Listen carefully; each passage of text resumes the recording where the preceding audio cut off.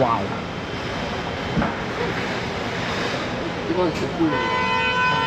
Seriously good, guys. 한국인에게 대구는 그냥 경상도 제2의 도시입니다.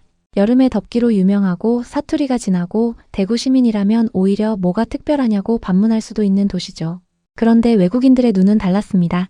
KTX에 오른 외국인들이 서울을 지나치고 부산도 건너뛰고 그 중간쯤 되는 대구에서 짐을 내리기 시작한 것입니다.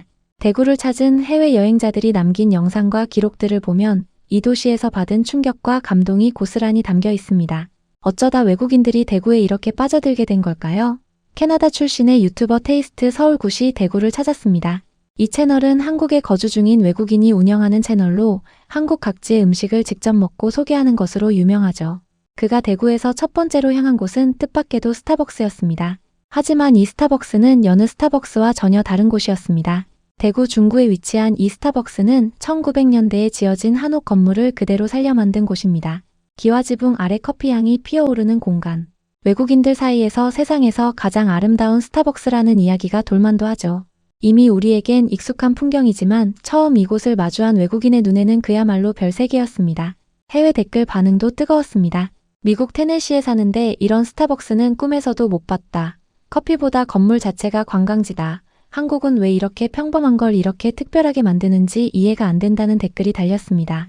한옥 스타벅스에서 커피로 마음을 열었다면 이제 대구의 음식이 본격적으로 외국인들을 사로잡을 차례입니다. 이 유튜버가 다음으로 향한 곳은 동인동 찜갈비 골목이었습니다. 찜갈비 골목이라는 이름 그대로 한 골목 전체가 찜갈비 식당으로 빼곡한 곳이죠. 찜갈비는 쉽게 말씀드리면 소갈비를 간장과 마늘, 고춧가루로 진하게 양념해 알루미늄 냄비에 바특하게 졸여낸 요리입니다. 그런데 중요한 건 이 음식이 대구에서 탄생했다는 점입니다. 지금으로부터 반세기를 훌쩍 넘긴 역사, 그리고 그 맛을 지키고 있는 골목. 음식 한 그릇에 이 정도의 무게감이 실려 있다면 외국인들이 감동할 만도 하지 않겠습니까? 그는 찜갈비를 처음 받아보고는 선명한 붉은빛에 잠시 당황한 기색을 보였습니다. 하지만 한 점을 집어 입에 넣는 순간 표정이 완전히 달라졌습니다. 고기는 뼈에서 스르르 떨어질 정도로 부드럽고 양념의 매운맛과 달큼함이 동시에 밀려오는 그 맛. 그는 지금껏 먹어본 소갈비 중 단연 최고라는 말을 남겼습니다. 이번엔 영국인 여행 유튜버의 이야기입니다. 이들은 서울에서 KTX를 타고 대구로 갔습니다. 그리고 대구를 걷다 보니 예상치 못한 매력에 그만 빠져든 것인데요. 이들이 처음 마주한 대구는 서울과는 확연히 다른 분위기였습니다. 관광객 무리가 없고 줄 서는 곳도 없고 그냥 대구 사람들이 사는 그대로의 거리.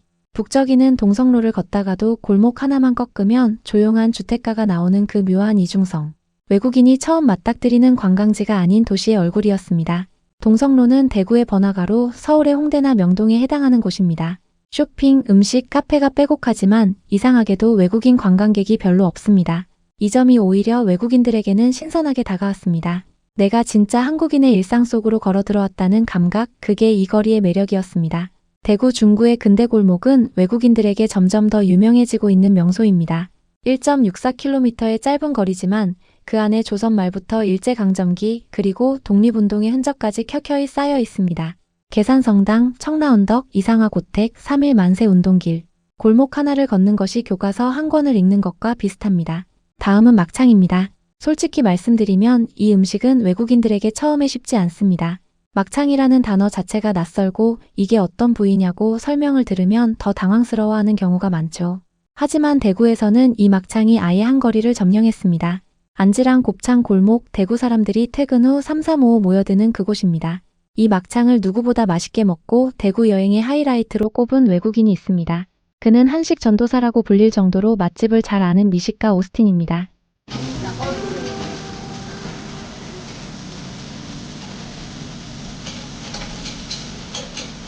네, 감사합니다. 이 맛집 5년 전에 왔어요. 대전 사람입니다. 아, 대전이에요? 네, 이거 최고 막창입니다. 너무 맛있어요. Everybody, 막창 is one of Daegu's 10 representative foods for a good reason, and they do it perfectly. Coming here, this place has all their windows open, all the doors open. We're behind this like Hanok old school place, and being outside in the beautiful weather really makes it taste better. Yeah. They give you green onions. They give you changyanggochu. You're supposed to make it your own to your own taste. The sauce is awesome. I like peanut butter. That's crazy. Really? I'm gonna try it. You might be I like right. it spicy. Peanut butter. Seriously. Peanut buttery.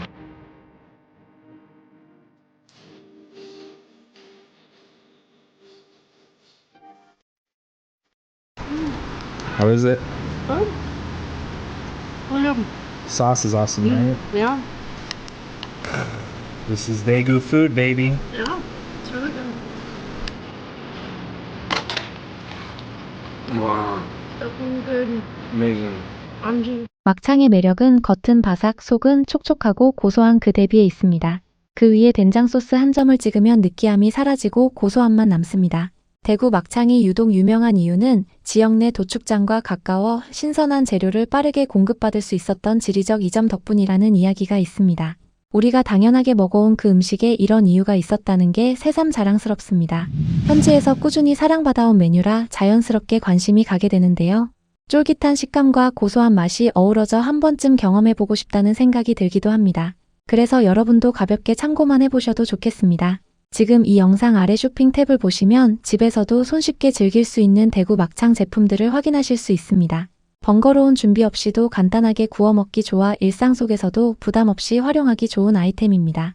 바로 구매하실 필요는 없으니 어떤 제품인지 편하게 한번 둘러보셔도 좋겠습니다. 보다 보면 자연스럽게 한 번쯤 즐겨보고 싶은 생각이 들지도 모르겠습니다. 대구에는 음식만 있는 게 아닙니다. 한국인이라면 누구나 이름을 아는 가수 김광석의 이름을 딴 길이 있습니다. 방천시장 인근 350m 남짓한 이 골목에는 김광석의 노래와 삶을 담은 벽화와 조형물이 이어집니다. 그 역시 이 거리를 지나며 멈춰섰습니다. 음악을 모르더라도 한국어를 몰라도 이 골목이 품고 있는 진한 정서는 그림으로 충분히 전해졌습니다.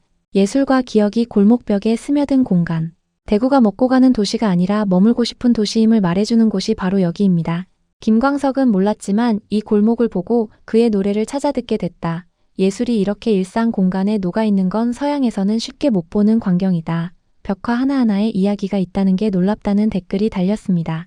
서울 남대문, 평양과 함께 조선 3대 시장으로 꼽혔던 대구 서문시장. 지금도 이 시장은 전국 최대 규모의 섬유 거래 시장이기도 합니다만 외국인들의 발길을 붙잡는 건 역시 먹거리입니다. 금, 토, 일 해가 지면 서문시장의 야시장이 열립니다. 납작만두, 씨앗호떡, 콩나물 떡볶이, 막창. 한국의 야식 문화를 이 한 장소에서 다 맛볼 수 있습니다.